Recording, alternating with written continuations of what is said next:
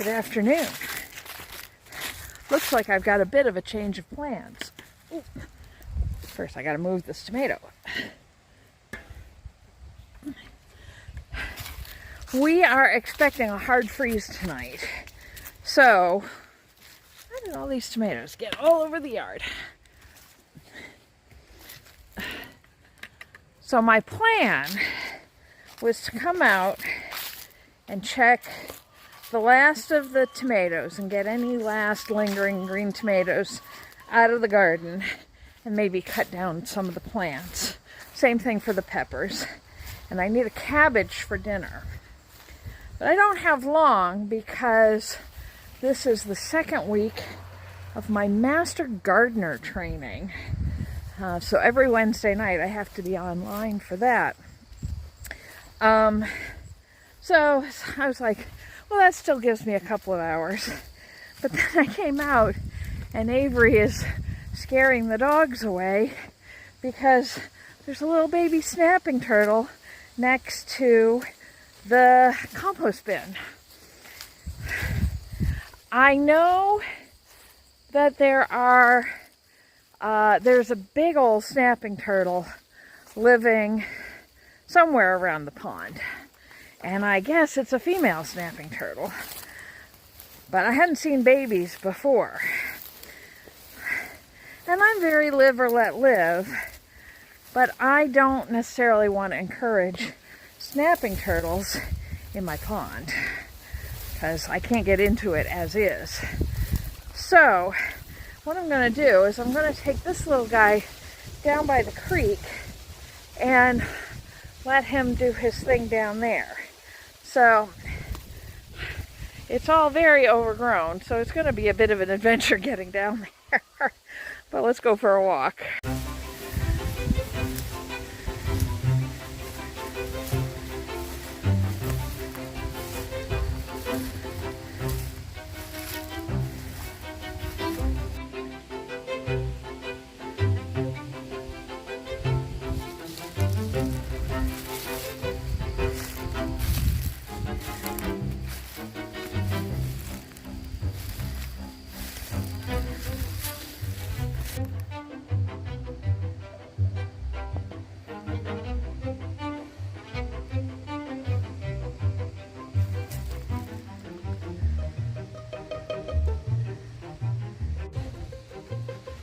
I put it down, went to grab my phone, and just like that, it's disappeared.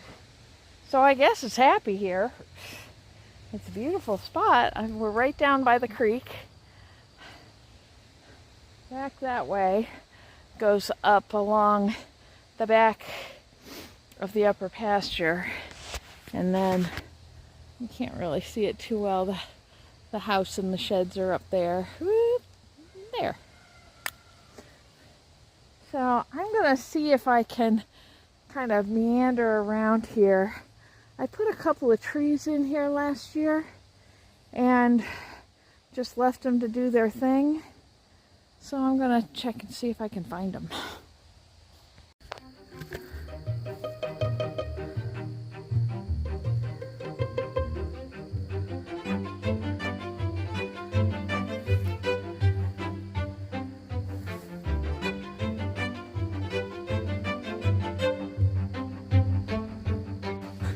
I'm not well shot enough to be traipsing around in brush like this, unfortunately. I just have my rain boots on, so we're going to give that up. This will all get mashed flat in a couple of months when the December flood comes through here, but you wouldn't know it by how tall these weeds are.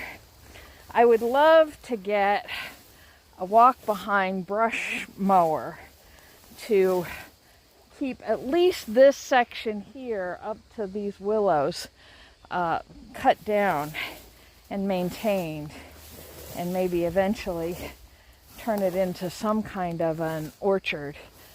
Mulberries would do really well down here. I did plant a couple of mulberries over here and didn't mark them. Ooh. And now I've lost them. So Either the deer ate them last year, or they're gonna pop up out of the weeds in a year or two. We'll see what happens. Thistles. Teasels. I love teasels. I need to watch where I'm putting my feet, so I'm gonna put you away.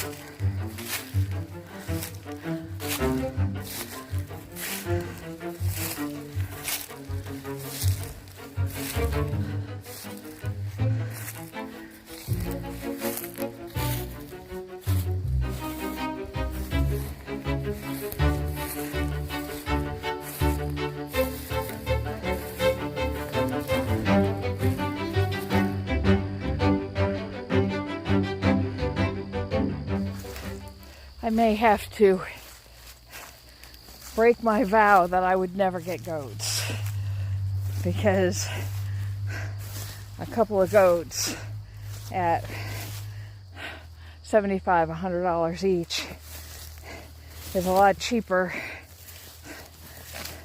than a push behind brush hog, which is like $3,000. Nope. Groundhog hole. Oh, this is a little bit better, but it's still very tall grass.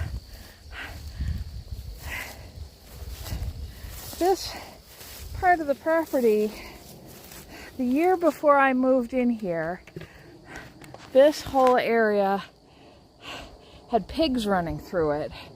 So it was all mowed down and clear, which A, is why it's mostly grass rather than some of the other weeds, and B, why it's so open. And they had cows down in the lower pasture.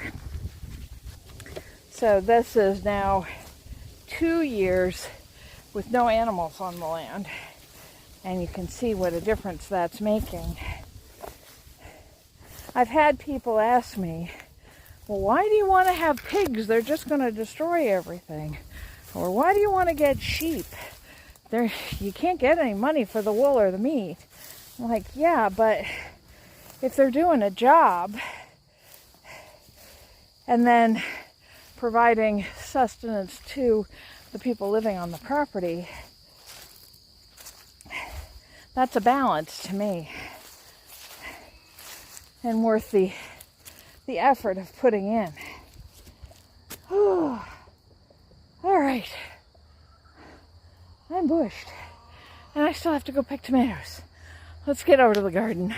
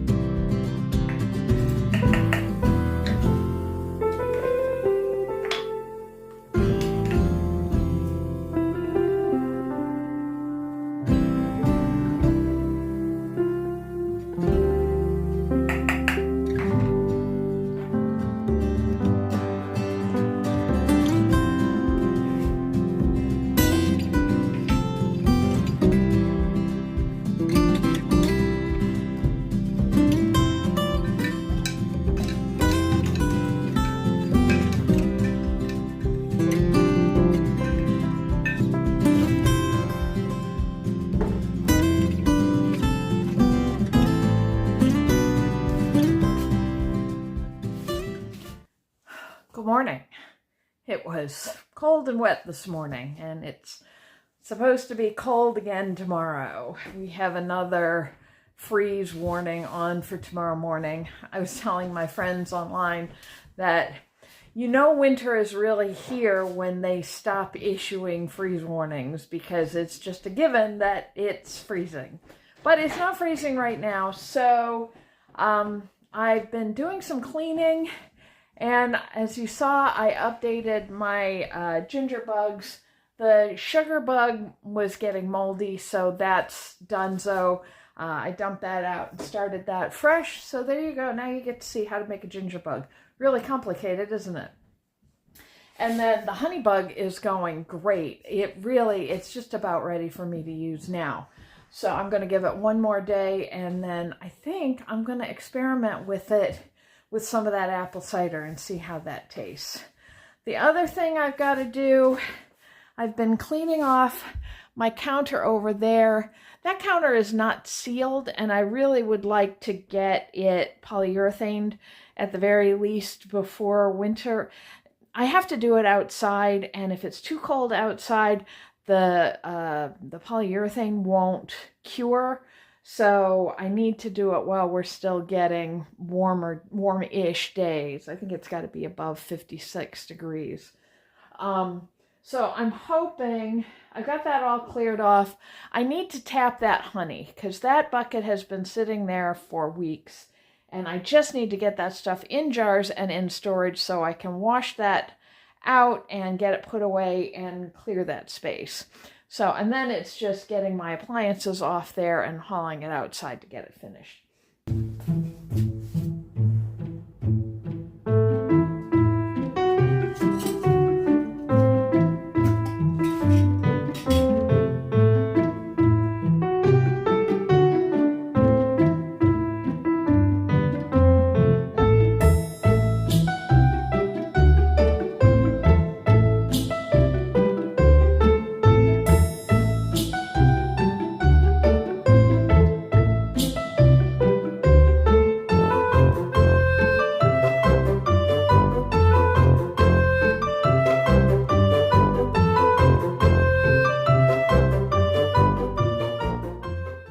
Or maybe not. This entire bucket has crystallized, so it won't pour. So I need to contact my mentor and find out what I need to do to tap that. I know different ages of honey will crystallize at different rates depending on how much water has come out of it, what flowers were used to collect the nectar from. I'm hoping I could just put it on a heating pad for a couple of hours and that will melt the crystals. I might have to do this with spoons. I'm not sure. So let me message Steve and I'll let you know when I find out. I heard back from Steve, and we're doing an experiment. I have got a couple of my seed germination mats. These get up to about 75, 80 degrees. And we're going to wrap them around the bucket and see if that melts down the crystals. Steve says it's actually not a problem that it's crystallized. It's good proof that it's real honey, which is a problem. So if you're worried about whether or not you're getting genuine honey, if it's crystallized, you know you've got the real deal. Don't put it in the microwave, because that much heat will destroy a lot of the properties of the honey.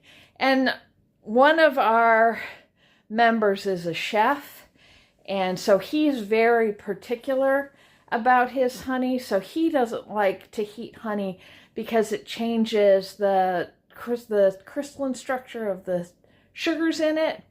But as Steve said, he has a very refined palate.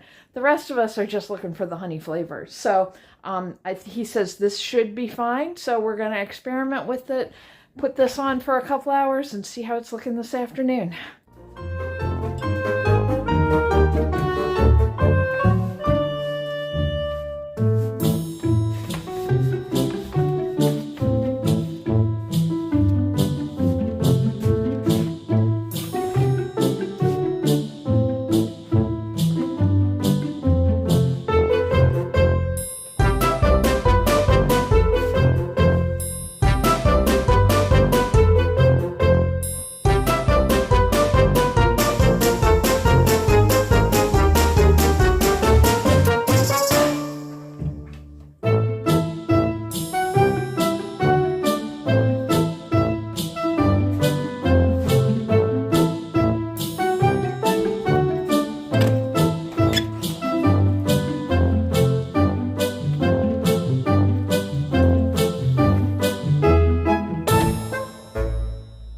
So I took a wrong turn and ended up on a completely different project. This counter has been unsealed since the day I moved into this house. It came with the house, so I had nothing to do with that. And I've been wanting to do this for forever. I had flipped the counter over because it's a little bit, I don't know how well you can see, it's a little bit convex here. Whoop. So I flipped it over so that anything wet would roll towards the edge instead of in towards the middle. And it was a beautiful, pristine surface 2 years ago. And now I've had, you can see there's flour all over it. I've had crock pot spills on it. The honey bucket has sat there for forever. So I want to get it cleaned up and refinished before winter. So of course I'm doing it when it's going to freeze tonight. Whatever. Actually, all I'm going to do today is sand this. I have a surface treatment coming. That's kind of an epoxy coating that's food safe. That is supposed to come tomorrow early. We are supposed to get up into the high 50s tomorrow, so it should be warm enough during the day to apply. So I want to get as much of this prep done tonight as I can.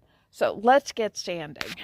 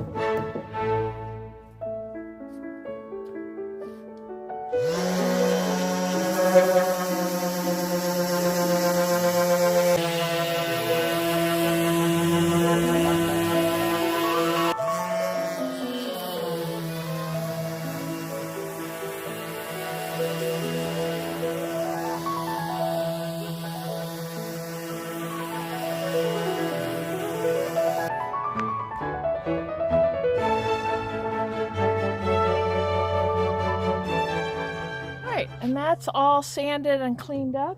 I hit it with a tack cloth after I did my 5th round of sanding. I was going down or up a grade each time I changed out the sandpaper pads.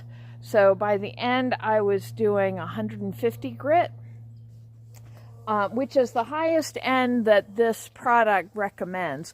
Because what we're doing with the sanding, as much as cleaning up the stains and smoothing out the wood itself, we want to open up the grain so that when I put this product on, it gets right into that grain and holds on good, so that that's going to make a nice watertight seal, so that when I do spill stuff all over this, it's not going to break down the surface. You could use polyurethane, but it does break down fairly quickly, so you have to redo it every 3 or 4 years, especially if it's getting hard use. This doesn't get horribly hard use, despite my original intentions for that to be a baking spot and all kinds of stuff, but it ended up just being a collecting spot because I don't have a lot of surfaces in that kitchen. But maybe now that it's cleaned up and nice, I'll use it more. This product, and I can't remember the name of it, I'll put the name up right there. I've seen it recommended a couple of different places, and it's basically a food grade epoxy. And so once you put it on, you don't ever have to do it again, which for the price, that's a very good thing, because I think I'm paying $35 for enough, I hope, to do this surface. This is about 14 square feet, and the bottle I got does 16 to 30. And that's, I'm not doing the underside of the counter, because you don't need to do the underside of the counters usually, presumably. So I'm not, I'll probably do under just like a finger's depth under, so if there's any runovers, it won't affect the underside of the counter. But I'm going to take a look at my counters inside and see what they did there. So this is going to sit out overnight, just because it's too heavy for me to haul back inside and haul back out tomorrow. So we're just going to leave it. I'm going to cover this up, and I've already put the critters to bed. So we will come back out here and do this again tomorrow.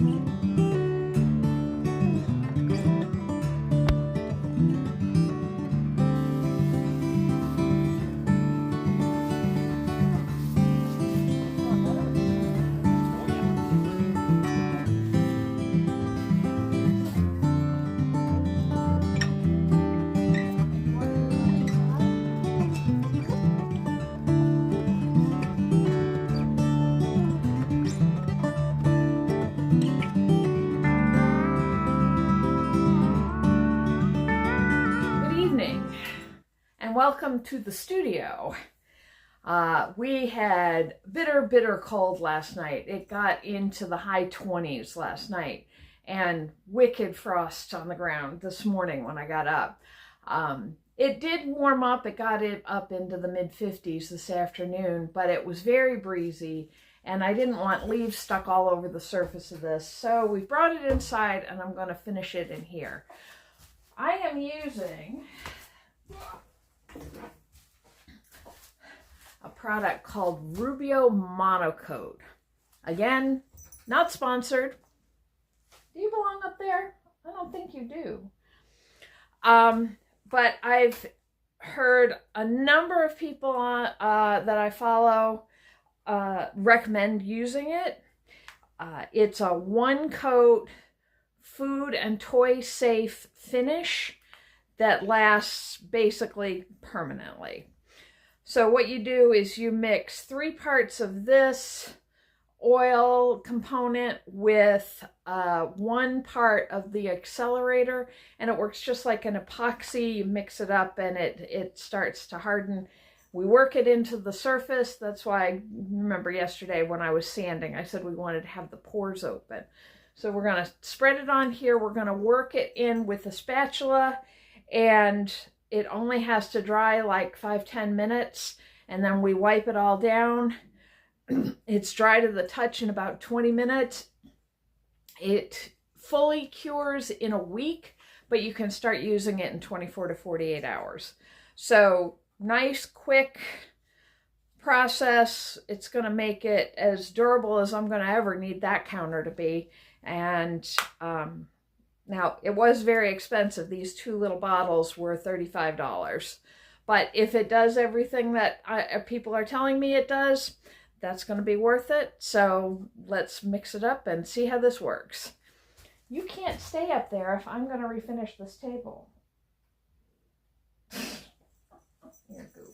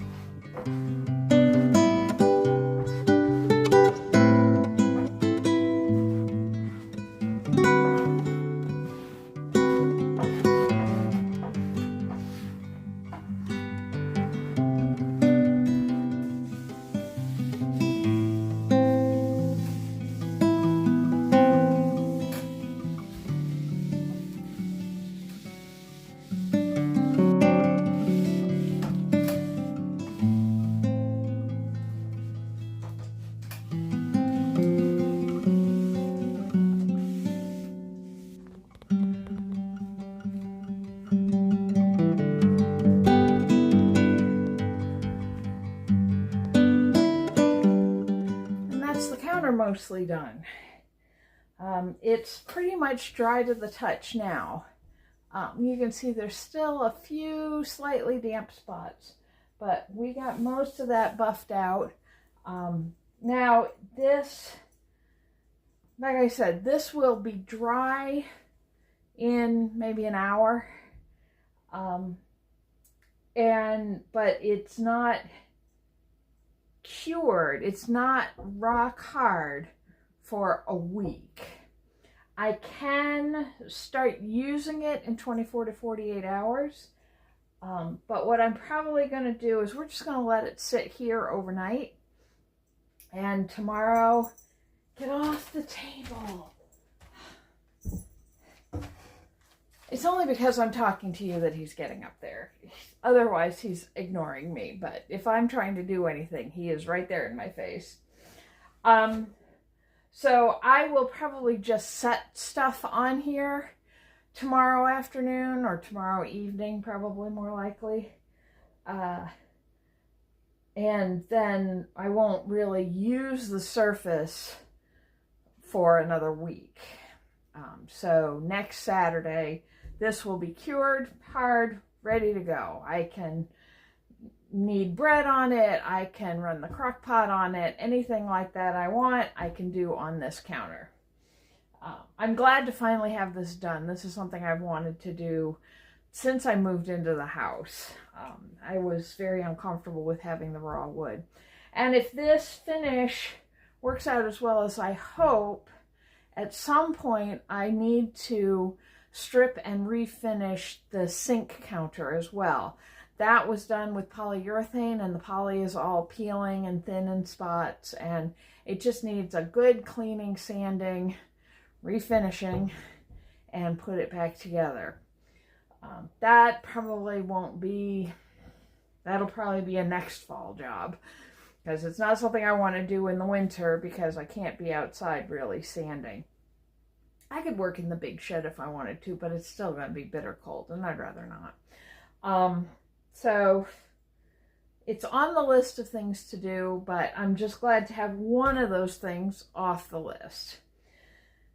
It is Friday night, and I want to have a video out to you folks tomorrow, so I'm going to end this here with this magnificence just waiting for its new pride of place. Tomorrow starts a whole new week, starting with potato harvest.